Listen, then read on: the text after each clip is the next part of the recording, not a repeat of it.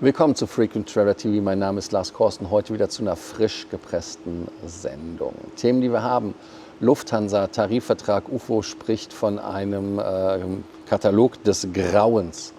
Nordatlantik boomt der Verkehr bei Lufthansa. Das heißt also, USA ist ein Ziel, was beliebt ist, allerdings nur aus einer Richtung. Dann stellt Lufthansa ihre Erstflüge nach von 1926. Ja, schaut. Gucken, was das wieder für ein Quatsch und Theater ist. Und Nahe Osten, die Hotels geben Waiver. Ihr denkt dran, wie immer den Kanal zu abonnieren, die Glocke anzumachen, ein Like dazulassen, aber natürlich wie immer ganz wichtig, kommt aufs Cool und teilt da eure Meinung.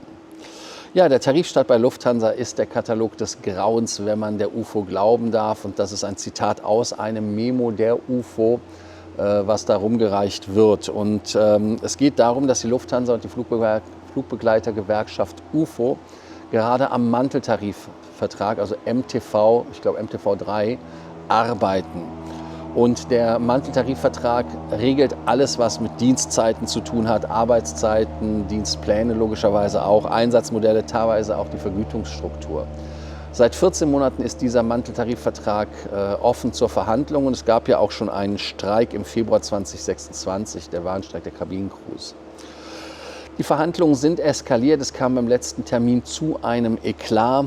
UFO hatte zuvor ein schriftliches Angebot von der Lufthansa verlangt und das Zitat aus dem Memo lautet in Gänze wie folgt: Was uns vorgestellt wurde, ist ein Katalog des Grauens und ein ganz harter Affront. Also man fühlt sich gefrontet. Zitat übrigens vorher zu Ende. Ja, die Gewerkschaft bezeichnet diese Vorschläge als inakzeptabel. Vertretergewerkschaft haben sogar nach eigenen Angaben den Verhandlungstisch verlassen, weil man mit den Vorstellungen einfach Lichtjahre auseinander liegt. So ließ es die UFO sagen. Laut Gewerkschaft wird es auch keinen weiteren Verhandlungstermin geben vorerst. Denn die Streitpunkte sind die nachfragegerechte Saisonalität und auch smarte Produktivität. Was bedeutet das? Flexiblere Dienstpläne. Das heißt also, dass man zum Beispiel die Flugbegleiter wesentlich einfacher einsetzen kann zu verschiedensten Zeiten. Stärkere Anpassung an die saisonale Nachfrage, also mehr im Sommer, weniger im Winter. Und natürlich in den Peakzeiten bedeutet das mehr Arbeitsstunden. Und es gibt natürlich weitere Konflikte bei Lufthansa. Es wäre ja schön, wenn es der einzige Konflikt wäre. Das ist die Eurowings, Streit um die Rentenregelung, Piloten, höhere Beiträge zur Betriebsrente, Cargo-Piloten auch, Cityline, Gehaltstabellen und Sozialplan wegen der Einstellung. Verdi, Tarifverhandlungen fürs Bodenpersonal darf man nicht vergessen. Und die City Airlines ist ja vor der Ersttarifizierung. Ja, Lufthansa befindet sich quasi in so einer Art Dauertarif-Endlosschleife. Die Frage ist, glaubt ihr, dass Lufthansa die Kabinenjobs langfristig stärker flexibilisieren muss oder gefährdet das die Attraktivität des Berufes? Ja, die Lufthansa versucht aktuell mehrere strukturelle Probleme ja gleichzeitig zu lösen und die hohen Personalkosten, die starke saisonale Nachfrage, aber auch Konkurrenz durch billigere Plattform-Airlines, da muss man Antworten finden. Und gerade diese Saisonalität und die Produktivität zeigen, wo die Reise hingehen soll. Die flexibleren Arbeitsmodelle sind in meinen Augen ganz wichtig und vielleicht für den einen oder anderen gar nicht mal so schlecht, oder? Also solange es planbar bleibt, mehr Effizienz und weniger starre Tarifstrukturen. Aber es ist halt so, dass die Gewerkschaften das als rotes Tuch sehen, weil es die Jobs wirklich nachhaltig verändert oder vielleicht sogar reduziert. Und da bei der Reduktion, das kann ich natürlich wieder verstehen. Ja, als Fazit kann man nur sagen, dass der Tarifstreit noch länger dauern könnte. Weitere Warnstreiks sind ja nicht ausgeschlossen und Lufthansa versucht offensichtlich ihre Kostenstruktur langfristig anzupassen. Auf dem Atlantik droht uns ein Rekordangebot von der Lufthansa.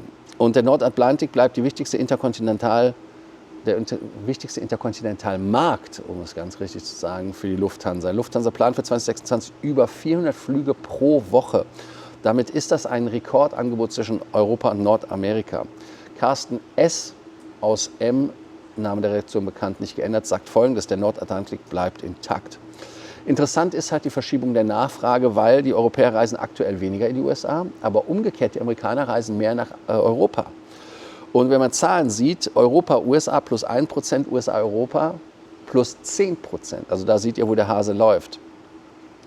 Und was auch spannend ist, Carsten S. aus M. sagt, dass die Amerikaner grundsätzlich tendenziell immer langfristiger buchen als Europäer. Fand ich auch interessant.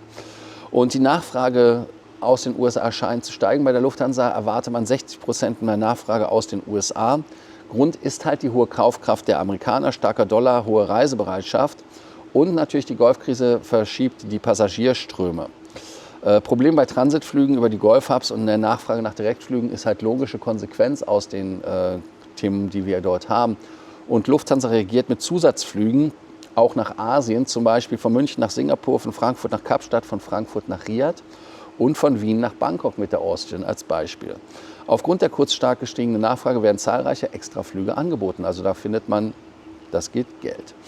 Ja, fliegt ihr jetzt lieber nonstop oder fliegt ihr trotzdem noch über Dubai oder über Abu Dhabi, über Doha oder ist das für euch mittlerweile tot und sagt, nee. Frage ist nur, ob Carstens S. Zitat, ich paraphrasiere hier, stimmt. Wenn der Preis stimmt, vergessen die Leute schnell. Und man sieht halt wirklich, dass die Situation ein wichtiges strukturelles Thema ist. Die Gulf Airlines leben halt von dem Transitverkehr zwischen Europa und Asien. Und wenn dieser halt nicht mehr da ist oder weil die Golfregion halt nicht sicher ist, gewinnen natürlich die europäischen Fluggesellschaften, insbesondere Lufthansa und Air France. Kurzfristig kann die Lufthansa ja von der Krise profitieren, mehr Direktverkehr, weniger Konkurrenz über die Golf-Hubs. Aber langfristig ist halt wirklich der Transatlantikverkehr immer noch die Cash-Cow von Lufthansa. Ja, vor 100 Jahren hat die ganze Chose ja mit der Hansa angefangen, 1926. Am 6. April war der erste Linienflug von Berlin nach Zürich. Zwischenstopp war Halle, Erfurt, Stuttgart. Es wurde mit einer F11 geflogen, also mit einer Fokker-Grulich F, nicht F11, sondern F.2, glaube ich, römisch 2. Passagiere 5, Ticketpreis waren 140 Reichsmark. Wer das heute bezahlen würde, wären 670 Euro. Flugzeit über 5 Stunden und der Pilot war Otto Barbekul. Man wird den Otto Barbekul wahrscheinlich nicht mehr bekommen, aber zum 100-jährigen Jubiläum wiederholt Lufthansa den Flug mit der Route Berlin-Zürich mit einer 787-9 Dreamliner mit der Alpha Bravo Papa Uniform mit der LH 1926 als Flugnummer.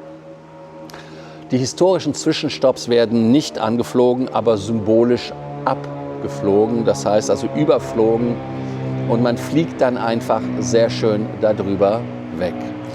Der zweite historische Flug war Berlin-Köln über Magdeburg. Der Jubiläumsflug mit der Flugnummer LH 2026 fliegt mit dem Airbus A350. Und die Sonderlackierung, die Lufthansa hat ja 6 Flugzeuge mit dem blauen Rumpf, großer weißer Kranich, Schriftzug 1926-2026. Würdet ihr einen solchen Jubiläumsflug buchen und wenn er vermutlich teurer ist als ein normaler Flug? Die Jubiläumsflüge sind ja eigentlich nur Markenpflege, Imagepflege, aber auch PR für die neue Allegris-Kabine, muss man ja ehrlicherweise sagen. Weil man sehr stark auf Premium-Kunden setzt, aber auf die Marke als Emotionalität setzt, muss man solche Flüge natürlich machen und besonders wichtig.